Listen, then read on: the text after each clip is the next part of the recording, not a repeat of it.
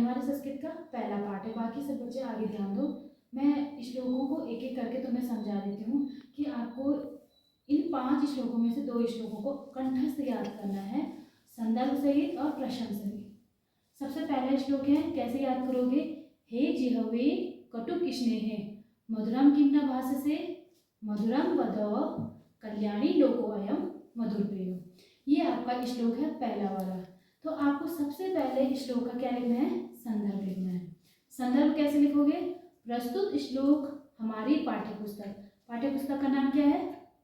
संस्कृत प्रबोधिनी के नामक पाठ का नाम क्या है? नीति सौरभम से लिया गया है, जो कि कहाँ से संकलित है?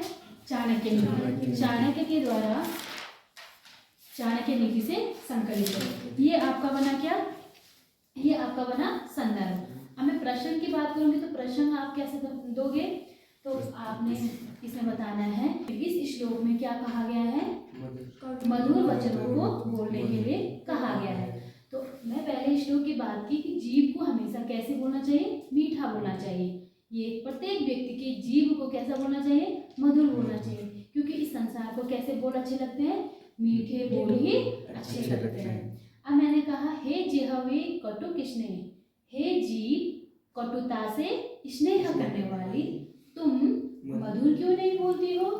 मधुरम वद कल्याणी लोकोऽयं, हे कल्याण प्रदान करने वाली जीव मधुर बोलो, लोकोऽयं मधुर प्रिय, इस संसार को कैसे बोल? मधुर बोल ही प्रिय लगते हैं। समझ गए? ये आपका पहला श्लोक था। अब मैं आपके पास दूसरा श्लोक की बात करती हूँ।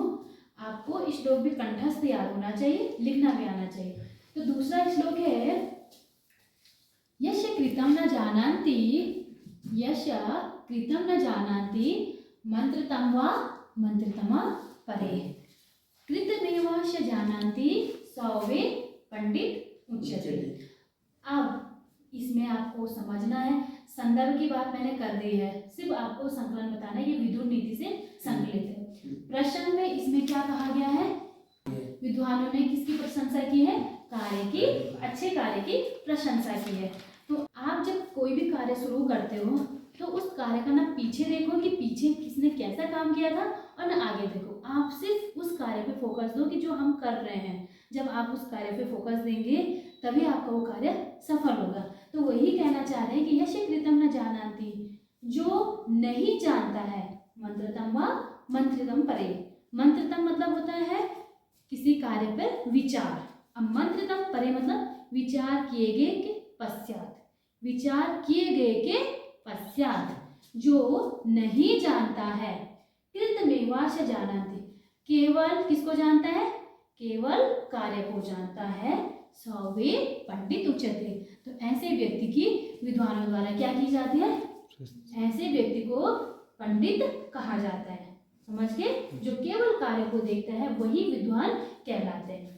तीसरा श्लोक है आपके पास, विपत्ति धैर्यम तथा अभ्युदये क्षमा सदसि वाक्पटुता युद्धि विक्रमः यशसि चाभिरुचि व्यसनं श्रुतो प्रकृति सिद्धिमिदं हि महात्मानां।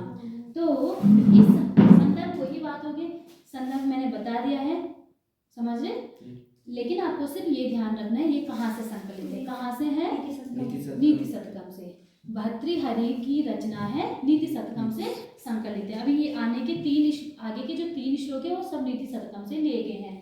तो इसमें बताया गया, क्या बताया गया है कि अच्छे गुणों वाले व्यक्ति को क्या कहा जाता है? महात्मा कहा जाता है। तो कौन कौन से गुण सुन लीजिएगा। विपत्ति धैर्यम, जो व्यक्ति विपत्ति में संकट के समय धैर्य रखता है। अभ्युदय क्षमा, जब उसकी उन्नति होती है उसमें क्षमाशील होता है। सदस्य वाक्पटुता, सभा में बोलने में क्या होता है? चतुर होता है। युद्ध विक्रम, युद्ध के समय पराक्रमशाली होता है। यशस्य चाभिरुचि व्यसनम, यश के समय अभिरुचि रखने वाला हो। और श्रुतो, व्यसनम श्रुतो मतलब होता है वेद और शास्त्रों को व्यसन रखने वाला, मतलब सुनने वाला, वेद और शास्त्रों का अध्ययन करने वाला। प्रकृति सिद्धिमिदं हि महात्मानां, ऐसे व्यक्ति प्रकृति में स्वाभाविक रूप से क्या कहलाते हैं? महात्मा कहलाते हैं। क्लियर हो गया? 3 क्लियर हो गया। चौथा सुन लीजिए। प्रारंभतेन खलु विघ्न भयेन निच्चे, प्रारंभतेन खलु विघ्न भयेन निच्चे, प्रारंभ्य विघ्न विहिता विरमन्ति मध्या, विघ्ने पुनः पुनरपि प्रतिहन्यमाने, प्रारंभ्य च उत्तम जना न परित्यजन्ति। देखो इस श्लोक में भर्तृहरि की नीति सप्तम से लिया गया है। इस श्लोक में क्या कहा गया है?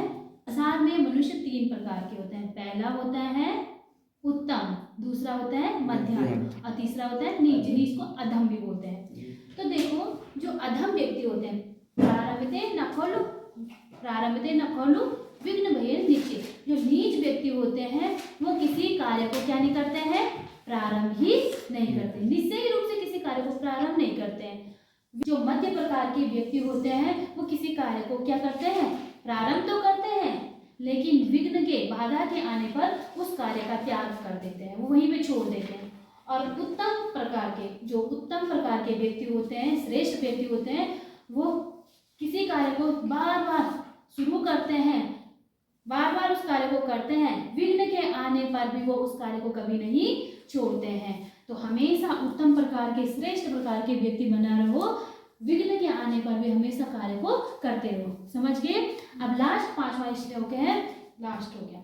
रे रे चार्थ सावधान मनसा मित्रम क्षणम सूर्यताम, मम बोधा बहवो वसंति गगने अपि सर्वे नैतादृश, केचित् वृष्टि आनन्ति केचित् वृष्टा, केचित् वृष्टि आनन्ति वसुधाम गृह्णन्ति, केचित् वृद्धा यम यम पश्यसि तस्य तस्य पुरतो मा ब्रूहि दीन वच।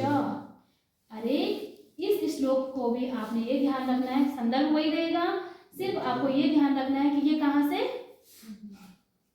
भर्तृहरि के नीति सप्तम से संकलित है।